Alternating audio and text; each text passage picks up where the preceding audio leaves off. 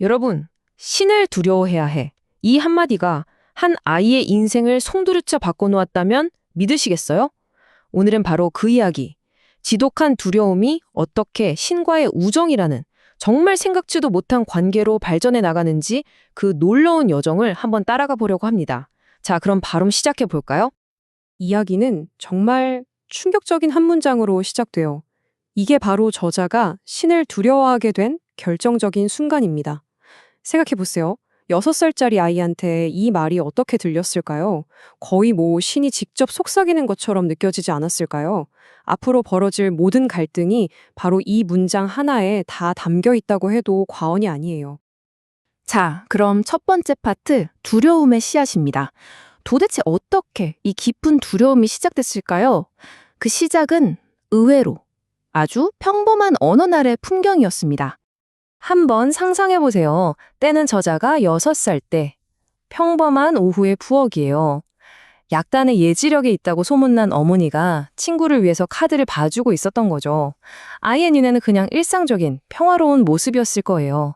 바로 그 순간 아이의 세상에 조용한 균열이 생기기 시작합니다. 갑자기 들이닥친 이모가 이 평화를 깨버립니다. 이모는 어린 조카를 보고는 아무렇지도 않게 이렇게 말하는 거예요. 그거 악마랑 거래하는 거야. 하느님은 너네 엄마 바로 지옥으로 보내실걸. 어머니가 하는 행동이 악마와의 거래고 그 끝은 지옥이라는 이 끔찍한 말 한마디가 아이의 마음에 정말 지울 수 없는 상처, 깊은 두려움을 새겨버린 거죠. 이렇게 한번 심어진 두려움의 씨앗은요, 시간이 흐르면서 점점 더 크게 자라납니다. 보세요. 6살 때 들었던 그 충격적인 말은 초등학교 2학년 교리문답 시간을 거치면서 무서운 규칙이 되어버리고요. 그리고 마침내 13살, 인생의 첫 번째 큰 갈등을 겪으면서 아이의 마음을 완전히 지배하는 거대한 공포가 되어버립니다. 자, 다음 단계로 가볼까요? 벌의 규칙들입니다. 이제 그 막연했던 두려움이 종교 교육을 통해서 아주 구체적이고 체계적인 교리로 자리 잡기 시작합니다. 초등학교 2학년 교리 시간이었어요. 여기서 아주 새로운 규칙을 배우게 되는데 바로 세례를 받지 않은 아기는 천국에 갈 수 없다는 거였죠. 아니, 아이들 입장에서는 이게 얼마나 이상하게 들렸겠어요. 그래서 막 질문을 던지는 거예요. 선생님, 그럼 세례 받으러 가다가 교통사고로 다 죽으면요? 어떻게든 예외를 찾아보려고 막 애를 썼지만 돌아오는 대답은 정말 단호했습니다. 예외는 없다. 그리고 여기서 고성소, 영어로는 림보라는 개념이 등장해요. 이게 뭐냐면 벌을 받는 지옥은 아닌데 그렇다고 신을 만날 수 있는 천국도 아닌 그런 곳이라는 거죠.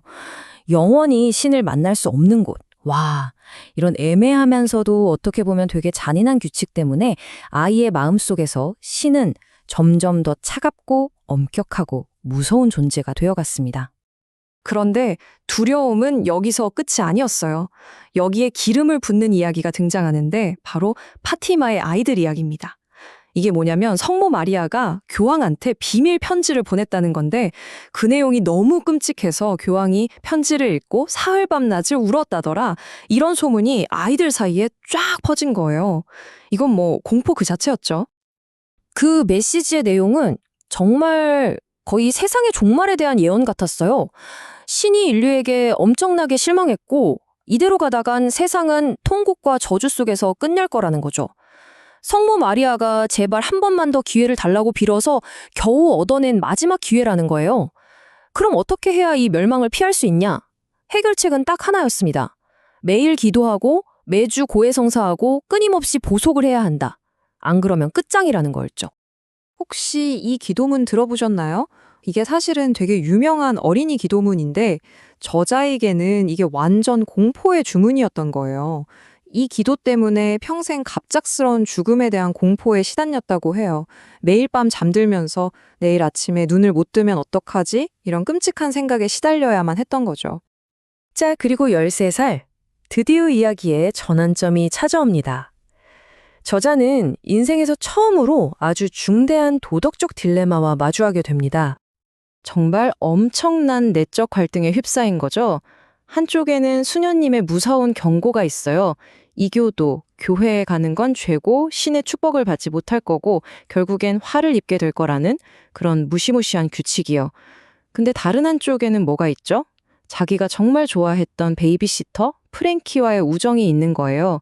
결혼식 들러리가 되어 달라는 초대, 멋진 흰색 스포츠 코트를 입을 수 있다는 설렘, 그리고 무엇보다 소중한 사람의 중요한 날을 축하해주고 싶은 순수한 마음이요. 여러분이라면 어떻게 하시겠어요? 결국 그는 우정을 선택합니다. 생애 처음으로 알면서도 종교적인 규칙을 어긴 거죠. 결혼식 내내 지금 당장 신이 나한테 벼락을 내리면 어떡하지? 하는 극심한 공포에 떨었다고 해요. 근데 정말 아이러니한 건 그 결혼식이 자기가 평생 본 그 어떤 예식보다도 아름답고 따뜻하고 감동적이었다는 거예요. 그날 밤 저자는 침대에 엎드려서 제발 용서해달라고 정말 필사적으로 기도했습니다. 바로 이 경험이 결정적인 계기가 됩니다. 이제 저자는 한 걸음 뒤로 물러서서 이 모든 두려움의 근원, 그러니까 규칙의 신, 그 자체에 대해 질문을 던지기 시작합니다. 생각해보니 이상한 거죠. 세상에는 정말 너무나 많은, 심지어 서로 완전히 반대되는 규칙들이 있잖아요. 어떤 종교는 금요일에 고기를 먹지 말라고 하고, 어떤 종교는 아예 돼지고기를 먹지 말래요. 이혼은 절대 안 된다. 여자는 얼굴을 가려야 한다. 성지순례를 꼭 해야 한다. 만약 신이 정말 엄격해서 단 하나의 실수도 용납하지 않는 분이라면 도대체 이 중에 뭐가 정답이라는 걸까요? 이걸 다 지키는 건 불가능하잖아요. 그러면서 마침내 이 근본적인 질문들이 터져 나오기 시작합니다. 첫 번째 질문. 우리가 착하게 살기 위해서 꼭 신을 두려워해야만 하는 걸까요? 두 번째. 만약 모든 종교의 규칙이 이렇게 다 제각각이라면 이건 대체 뭘 의미하는 거죠? 사실 이건 정말 많은 신앙인들이 평생 고민하는 문제이기도 하죠. 그리고 마지막, 세 번째. 이 질문이 모든 것을 바꿔놓습니다. 어쩌면 신은 우리가 생각하는 그런 무서운 존재가 아니라 혹시 친구가 될 수도 있는 거 아닐까?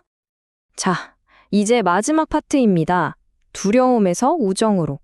저자가 마침내 찾아낸 이 모든 갈등의 해법, 그건 바로 신과의 관계를 완전히 새롭게 설정하는 것이었습니다. 신을 친구로 생각하기 시작하니까 그동안 나를 짓눌렀던 단단한 규칙들에 금이 가기 시작하는 거예요. 잠깐만, 그럼 세례 못 받은 아기들도 천국에 갈 수 있는 거 아니야? 어쩌면 신의 사랑은 원래 아무 조건도 없는 건 아닐까? 혹시 신이 여자일 수도 있고, 아니 아예 성별이 없을 수도 있는 거 아닌가? 이런 질문들. 예전 같았으면 감히 신성모독적인 생각을 하다니 하고 죄책감을 느꼈을 텐데 친구라는 관점에서 보니까 너무나 자연스러운 질문이 되는 거죠. 여기서 저자의 생각은 개인의 차원을 넘어서 인류 전체로 확장됩니다. 한번 보세요. 지난 2000년 동안 인류의 영적인 진화는 사실상 멈춰 있다는 거예요. 우리는 여전히 서로 죽이고 억압하고 다른 사람의 고통을 외면하잖아요. 이건 결국 두려움에 기반한 믿음 체계가 인류의 근본적인 문제를 해결하는데 실패했다는 아주 냉정한 진단인 셈이죠. 우리의 맹목적인 믿음은 우리를 막다른 골목으로 밀어넣어 왔다. 이 문장이 저자의 결론을 아주 명확하게 보여주죠.